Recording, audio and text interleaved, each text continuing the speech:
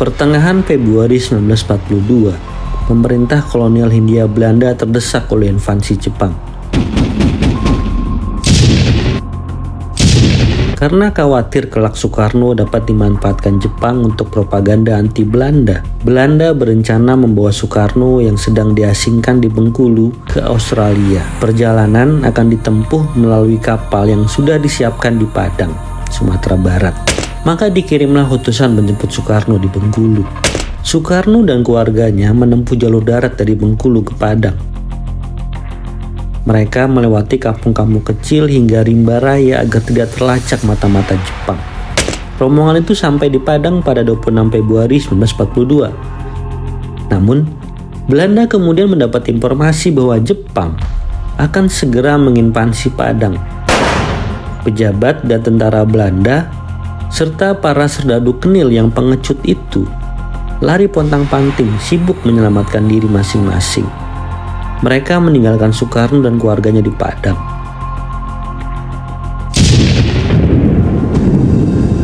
Soekarno bersama Inggit awalnya menginap di rumah Egon Hakim. Kemudian mereka pindah ke rumah kawannya yang dikenal sejak masa pembuangan di Bengkulu, seorang Manado bernama Waworuntu. Kondisi Padang saat itu sedang mencekam. Tidak ada lagi pemerintahan kolonial Belanda. Sebagian penduduk memilih untuk mengungsi. Penjarahan terjadi di toko-toko yang ditinggalkan pemiliknya. Ketiadaan ketertiban itu menggugah Bung Karno untuk bertindak. Dibantu Waworuntu, Bung Karno segera mengumpulkan masyarakat di sebuah lapangan dekat sebuah pasar. Saudara-saudara, saya minta kepada saudara-saudara untuk mematuhi tentara yang akan datang. Jepang mempunyai tentara yang kuat. Sebaliknya, kita sangat lemah. Tugas saudara-saudara bukan untuk melawan mereka. Ingatlah, kita tidak mempunyai senjata. Kita tidak terlatih untuk berperang. Kita akan dihancur leburkan jikalau kita mencoba-coba melakukan perlawanan secara terang-terangan. Kita harus mencari kemenangan yang sebesar-besarnya dari musuh ini. Maka dari itu, saudara-saudara, hati-hatilah. Rakyat kita harus diperingatkan supaya jangan mengadakan perlawanan. Walau bagaimana, hindarkanlah pertumpahan darah di saat-saat permulaan. Ketentuan pertama yang diberikan oleh pemimpinmu adalah menaati orang Jepang. Percaya kepada Allah Subhanahu wa Ta'ala bahwa Ia akan membebaskan kita, kata Bung Karno. Setelah rapat akbar itu, Bung Karno mengisi hari-harinya dengan berkeliling mengorganisir kelompok-kelompok perjuangan sembari memberi penerangan kepada penduduk agar tak mengadakan perlawanan ketika Jepang tiba. Seminggu kemudian, penduduk menyambut kedatangan Jepang dengan gembira. Keberadaan Soekarno segera diketahui intel Jepang. Dikirimlah beberapa orang untuk menemui Soekarno. Salah satunya Kapten Sakaguchi, perwira Sendenbu, Departemen Propaganda Jepang. Sakaguchi menyampaikan pesan Komandan Bala Tentara Dai Nippon Sumatera yang berkedudukan di Bukit Tinggi, Kolonel Fujiyama. Maka Soekarno pun pergi ke Bukit Tinggi.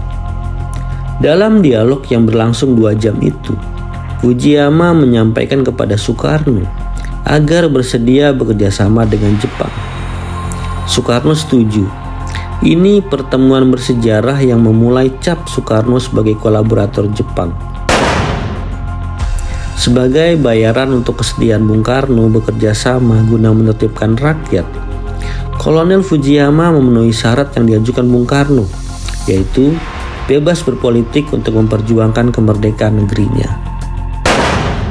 Usai perundingan, Bung Karno makin aktif berkeliling ke berbagai daerah untuk menghimbau masyarakat agar tertib sambil terus mengorganisir perjuangan kemerdekaan.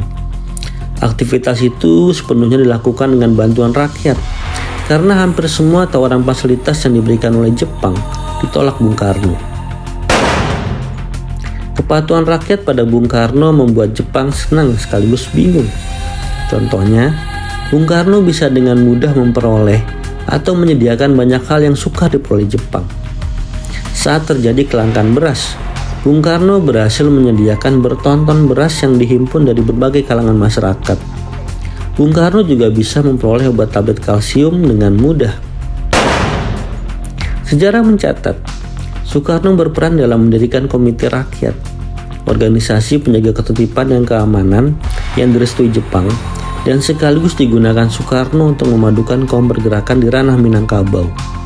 Kemudian, Soekarno juga membantu pendirian Badan Keamanan Rakyat versi Jepang.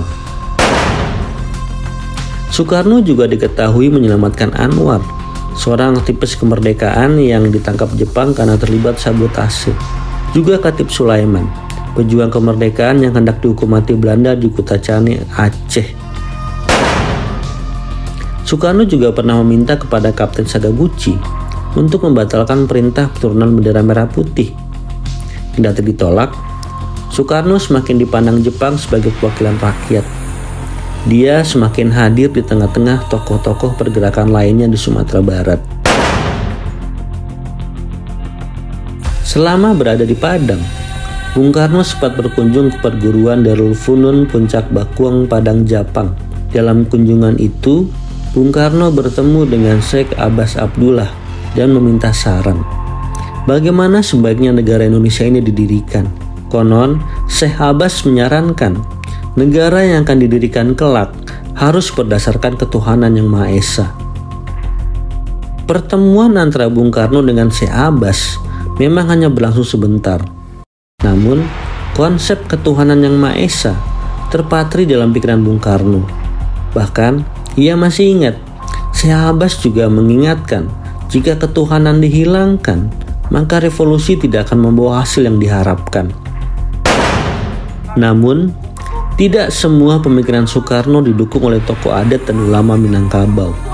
Misalnya, ketika Soekarno memberikan solusi untuk memenuhi kebutuhan seksual tentara Jepang dengan menyerahkan 120 pekerja seks komersil. Akibatnya, Soekarno dicerca oleh sejumlah tokoh adat dan agama. Namun Soekarno bersikukuh. Dia berkata, semata-mata sebagai tindakan darurat demi menjaga para gadis kita. Aku bermaksud memanfaatkan para pelacur di daerah ini.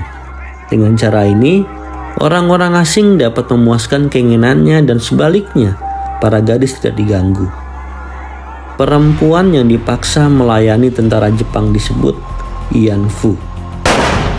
Jadi, ketika kembali ke Jakarta, Soekarno bukan hanya membawa cap kolaborator Jepang, tetapi juga gagasan ketuhanan untuk sila pertama Pancasila dari Sheikh Abdullah Abbas di Padang, Japang. Pada 9 Juli 1942, Soekarno kembali menginjak tanah Jakarta. Dia disambut oleh Muhammad Hatta dan beberapa tokoh lainnya. Pasca Soekarno balik ke Jawa, Komite Rakyat yang didirikannya sebagai upaya mempersatukan kaum pergerakan tak berumur panjang. Jepang membubarkannya karena mengendus ada bau pergerakan buat tanah.